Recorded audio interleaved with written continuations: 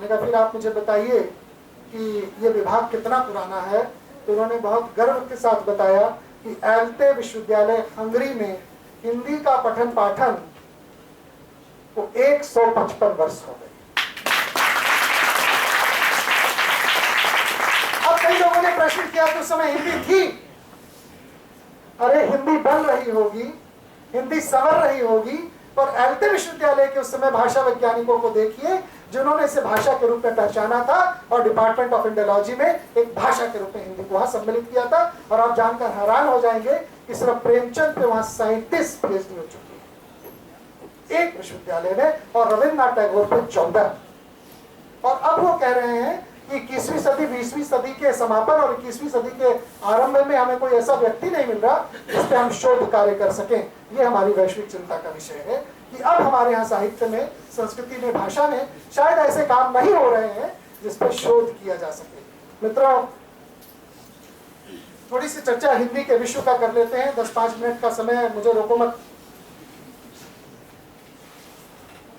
कोई भी भाषा विश्व भाषा कैसे बनेगी?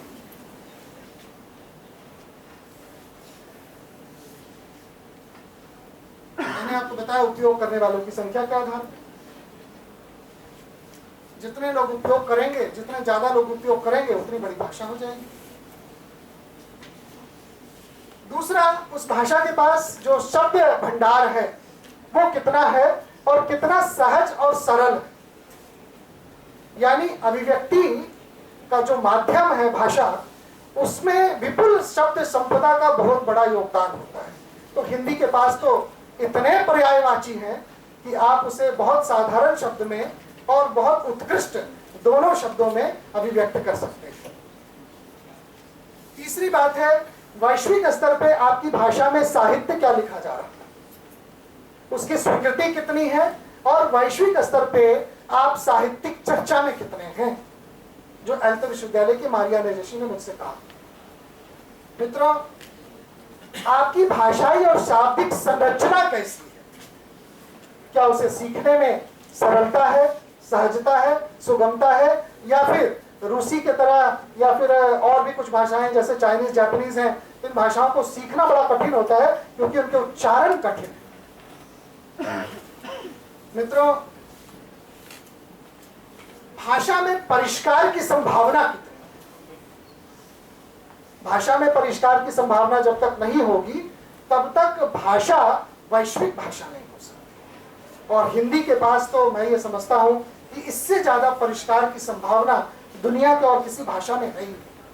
ज्ञान विज्ञान की भाषा के रूप में आप कहां हैं?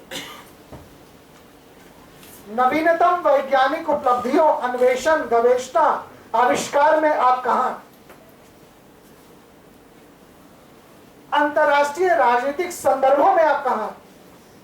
क्या आपके राजनेता अंतरराष्ट्रीय मंचों पे अपनी भाषा का उपयोग कर रहे हैं? आपकी सांस्कृतिक चिंतन कहां है? मैं इन सब बिंदुओं पे विस्तार से बात कर सकता हूं, लेकिन यहां से आंख दिखाया जा रहा है मुझे, इसलिए मैं धीरे, मतलब शॉर्टकट में, छोटे प्रारूप के रूप में आप लोगों के सामने रखना चाहता हूं।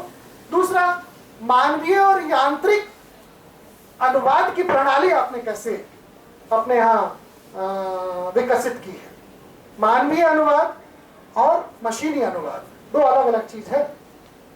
गूगल जब अनुवाद करता है लौहपथगामिनी, तो वो लौहपथगामिनी कुछ और होता है, और जो हम लोग अनुवाद करते हैं उसका अर्थ कुछ और होता है। तो मशीनी अनुवाद और यांत्रिक, आज का समय 21वीं सदी का समय है, संचार का समय है, प्रौद्योगिकी का समय है, टेक्निक का समय है, टेक्नोलॉजी का समय है। ऐसे समय में मानवीय अनुवाद कैसा है? मानवीय अनुवाद होगा तो संवेदनाओं से परिपूर्ण होगा, भावपूर्ण होगा, जबकि मशीनी अनुवाद होगा तो सिर्फ और सिर्फ अर्थ को वो स्पष्ट करने में सक्षम होगा। तो आपको ये देखना है। दूसरी बात ये है कि आप तकनीक की दुनिया में अपनी भाषा को कहां तक पहुंचा पाए हैं, यानी टूल्स कितने हैं आपके पास। आज हमारे पास लगभग हर प्रकार के टूल हैं, हिंदी लिखने, पढ़ने, बोलने, प्रकाशन से लेकर के करेक्शन तक सारे टूल हमारे पास उपलब्ध हैं। तो विश्व में हिंदी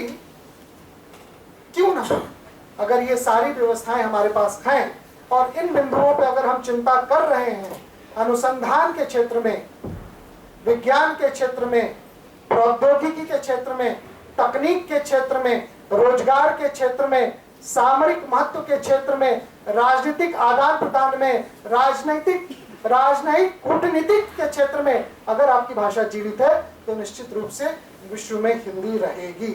मित्रों, एक दो बिंदुओं पे बात करके अपनी बात खत्म करूंगा। हिंदी को किसी समुदाय की भाषा के रूप में स्वीकृत कभी ना किया जाए, इसके लिए हम सबको एक होना पड़ेगा। एक बहुत महत्वपूर्ण बिंदु, हिंदी हिंदुओं की भाषा नहीं है। इस तरह का नैरेटिव देश में, समाज में, विश्व में चलाया जाता है, इसको आपको ध्वस्त करना पड़ेगा। और हिंदी विश्व की भाषा है, इस ओर हमें काम करना पड़ेगा। दूसरा, हिंदी के विद्वान जो शोध कार्य कराते हैं उसकी गुणवत्ता को आपको ध्यान में रखना पड़ेगा, तभी वैश्विक हिंदी की बात हम कर पाएंगे। अगर शोध कार्य लचर पचर है, इधर उधर से कॉपी पेस्ट है,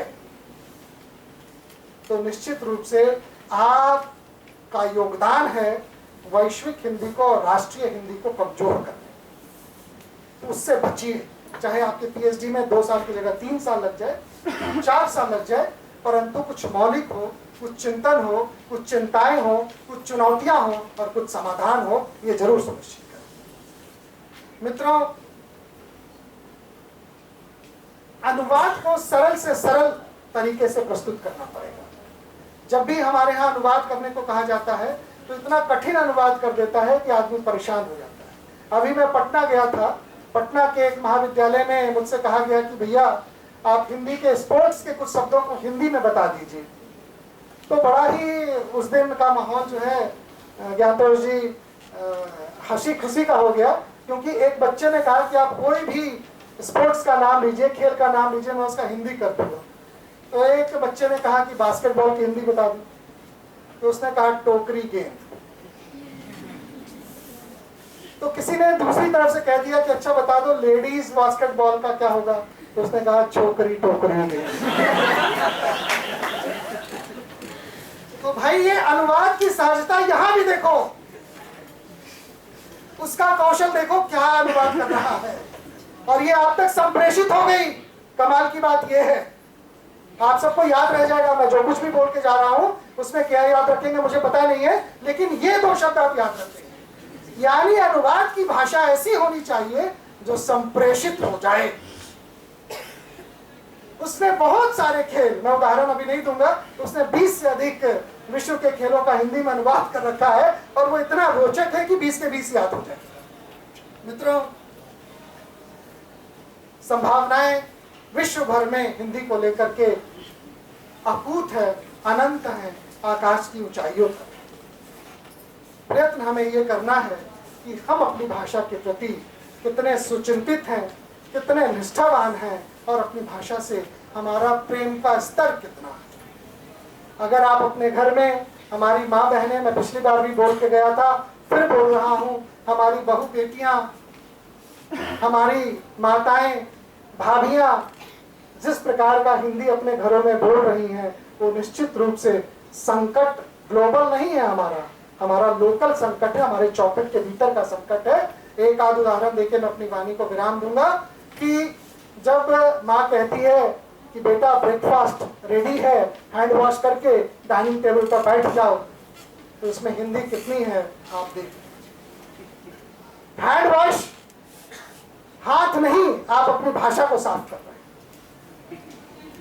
तो उस भाषा को साफ होने से बचाने के लिए जरूरी है कि आप अपने घरों में, जब आप वैश्विक पटल पर निकले, साहित्यिक सांस्कृतिक पटल पर निकले, ऐसे मंच पे हो जहां आप अपने विदेशी भाषा के माध्यम से स्वयं को गौरवान्वित कर सकते हैं, जरूर करिए। लेकिन अपनी भाषाई अस्मिता, अपनी हिंदी, अपनी मैथिली, मगही, मराठी, तमिल, तेलुगु, कन्नड़, जो भी आप भाषा बोलते हैं उसको संकट में डालकर नहीं। और इसकी शुद्धता का हमेशा ख्याल रखिएगा। बहुत सारे हिंदी के शिक्षक इस बात से सहमत नहीं होते हैं कि भाषा में आदमी को शुद्धता का ध्यान रखना चाहिए। भाषा बहता नीर है। अरे गंगा जल में, गंगा नदी में कितना कचरा डालोगे, एक दिन वो गंगा अपने स्वरूप को खो देगी। इसलिए मिलावट भी उतनी करनी है कि आटे में नमक डले और अच्छी कचौरी बने। नमक में आटा डाल करके कचौरी का निर्माण नहीं हो सकता है। इसलिए भाषा में मिलावट ना के बराबर कीजिए, सिर्फ उतनी ही कीजिए जिससे भाषा का स्वाद बचा रहे। जय भारत, जय हिंद।